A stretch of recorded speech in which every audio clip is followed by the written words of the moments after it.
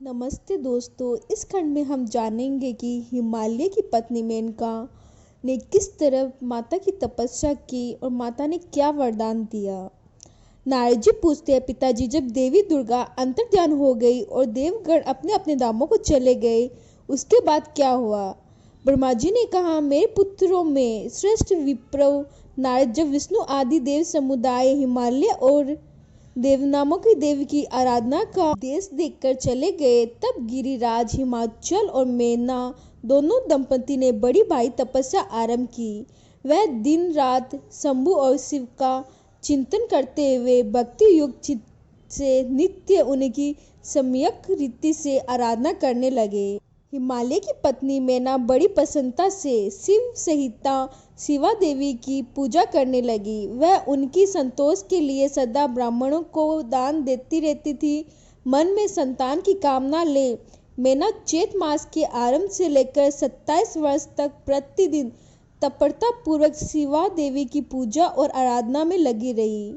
वह अष्टमी को उपवास करके नवमी को लड्डू बलि सामग्री पिट्ठी खीर और गंध पुष्प आदि देवी को भेंट करती थी। गंगा के किनारे औस्ती स्थान में उमा की मिट्टी की मूर्ति बनाकर नाना प्रकार की वस्तुएं अर्पण करके उनकी पूजा किया करती थी। मैना देवी कभी निहार रहती तो कभी व्रत के नियमों का पालन करती, कभी जल पीकर रहती और कभी हवा पीकर ही रह जाती। विशुद्ध तेज से दमकती हुई दीप्तिमती मेना ने प्रेम पूर्वक शिवा में चित्त लगाए 27 वर्ष व्यतीत कर दिए। 27 वर्ष पूरे होने पर जगमयी शंकर कामनी जगदम्बा उमा अत्यंत प्रसन्न हुई। मेना की उत्तम भक्ति से संतुष्ट हो वह परमेश्वरी देवी उन पर अनुग्रह करने के लिए उनके सामने प्रकट हुई। तेजोमंडल के बीच में विराजमान तथा दिव्य अवयव से युक्त उमा देवी प्रत्यक्ष दर्शन दे मेना से हंसती हुई बोली। देवी ने कहा, गिरिराज हिमालय की रानी महासाध्वी मेना, मैं तुम्हारी तपस्या से बहुत प्रसन्न हूँ। तुम्हारे मन में जो अभिलाषाएं हो उसे कहो। मेना तुमसे तपस्या व्रत और समाधि के द्वारा जिस जिस वस्तु के लिए प्रार्थना की है वह सब मैं तुम्हें दूंगी। तब मेना ने प्रत्यक्ष प्रकट हुई कालिका देवी को देखकर प्रणाम किया और इस प्रकार कहा। मेना बोली, देवी, इस समय मुझे आपके रूप का प्रत्यक्ष दर्शन हुआ है, अतः मैं आपकी स्तुति करना चाहती हूँ। कालिका की इसके लिए आप प्रसन्न हो। ब्रह्मा जी कहते हैं, नारद मेनका के ऐसे कहने पर स्वर मोहिनी कालिका देवी ने मन में अत्यंत प्रसन्न हो अपनी दोनों बाहों से खींचकर मेनका को हृदय से लगा लिया। उससे उन्हें तत्काल महाज्ञानी की प्राप्ति हो गई। फिर तो मेना देवी प्रिय वचनों द्वारा भक्ति भाव से अपने सामने खड़ी हुई कालिका की स्तुति करने लगी। मेना बोली, जो महामाया जगत को धारण करने वाली चंडिका लोक धारणी तथा संपूर्ण मनोवांछित पदार्थों को देने वाली है, उन महादेवी को मैं प्रणाम करती हूँ।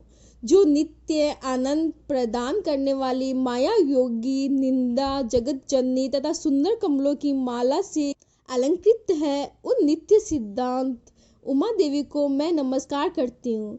जो सबकी माता माही नित्य आनंदमयी भक्तों के शोक का नाश करने वाली तथा कल्प प्रियतम नारियों एवं प्राणियों की बुद्धि रूपाणी है, उन देवी को मैं प्रणाम करती हूँ। आप यतियों के अज्ञामय बंधन के नाश की हेतु भूतान ब्रह्मा विद्या है। फिर मुझ जैसी नारी आपके प्रभाव का क्या वर्णन कर सकती है। आप मेरे अभिष्ट फलों को सदा प्रदान कीजिए। भावहीन तथा अदृष्टीय नित्य अनित्य तन मात्राओं से आप ही पंचभूतों के समुदाय को संयुक्त करती है। आप ही उनकी शाश्वत शक्ति है। आपका स्वरूप नित्य है।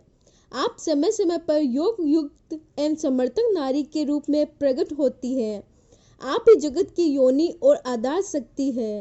आप ही प्राकृतिक तत्वों से परे नित्य प्राकृति कही गई है। ब्रह्मा के स्वरूपों को वंश में किया जाता है। वह नित्य विद्या आप ही है। माता, आज मुझ पर प्रसन्न होइए। आप ही अग्नि के भीतर वाप उग्र दाहिका शक्ति है। आप ही सूर्य किरणों में स्थित प्रकाशिका शक्ति है।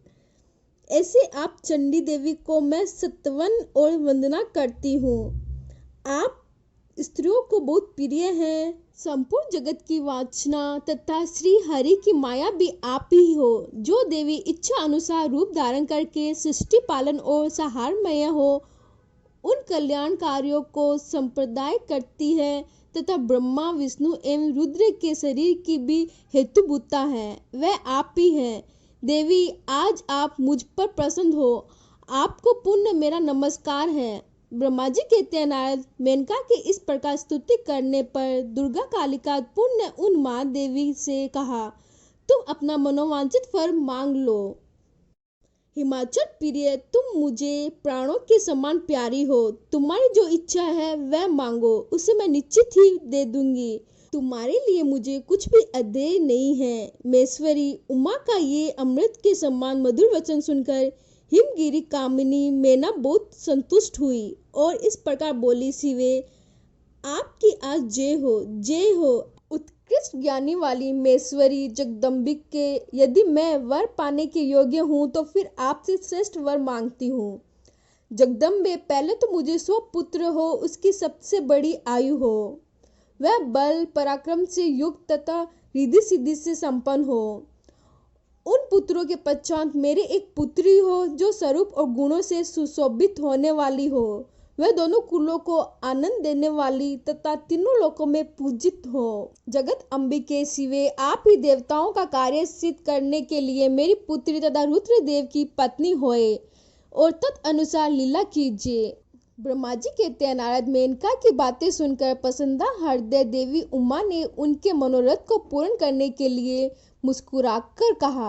देवी बोली, पहले तुमने 100 बलवान पुत्र प्राप्त होंगे, उनमें से भी एक सबसे अधिक बलवान और प्रधान होगा, जो सबसे पहले उत्पन्न होगा। तुम्हारी शक्ति से, तुम्हारी भक्ति से मैं संतुष्ट हूँ। मैं तुम्हारे यहाँ स्वयं पुत्री के रूप में आऊंगी और समस्त देवताओं से सेवित हो उनका कार्य सिद्ध करूंगी।